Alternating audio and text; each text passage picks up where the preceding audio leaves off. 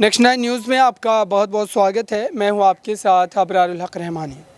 महाराष्ट्र में शरद पवार जो है किंग मेकर कहे जाते हैं इस वजह से क्योंकि एनडीए गठबंधन की सरकार को उन्होंने जिस तरीके से बनाया था और तमाम विरोधी दलों को एक साथ लाने का काम किया था। दरअसल इस वक्त कहा यह जा रहा है और इन तमाम बातों का जिक्र मैं इसलिए भी कर रहा हूं क्योंकि महाराष्ट्र में इस वक्त सत्ता को लेकर के डमाडोल की स्थिति है और लगातार एकनाथ शिंदे की जो मुश्किलें हैं वो बढ़ती चली जा रही है। और जाहिर सी बात है कि इस पूरे मामले को लेकर के जिस तरीके से लगातार अभी तक की अगर स्थिति की बात की जाए तो यही कहा जा रहा है कि महाराष्ट्र में शरद पवार से बागी विधायकों की मुलाकात हो सकती है और वो विधायक कहीं न कहीं मिलकर के कोई अपना प्रपोजल रख सकते हैं। दरअसल एकनाथ शिंदे ने जिस तरीके से उन तमाम विधायकों को तोड़ा था, उन तमाम विधायकों को कहीं न कहीं सत्ता में बड़े पदों की जिम्मेदारी की बातें कही गई थी, लेकिन अब तक उन तमाम बातों को लेकर आधिकारिक रूप से कोई बयान जारी नहीं किया गया है।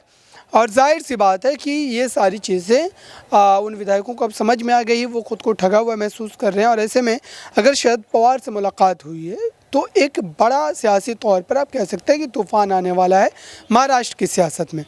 फ़िलहाल इस बड़े मामले को लेकर के जिस तरीके से लगातार सियासत गर्म हो गई है और उद्धव ठाकरे और यहाँ पर बात की जाए शरद पवार, दोनों ही इस फिराक में लगे कि किसी भी तरीके से एकनाथ शिंदे सरकार को गिराया जा सके। क्योंकि शरद पवार के उस बयान को आप याद कीजिए, उन्होंने सत्ता गठन के बाद ही कह दिया था कि यह सरकार मात्र 6 महीने के भीतर धराशायी हो जाएगी, इस सरकार को गिरा दिया जाएगा।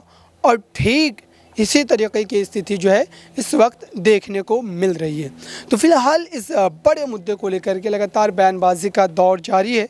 दोनों ही गुटों के द्वारा एक दूसरे को नीचा दिखाने की कोशिश की जा रही है।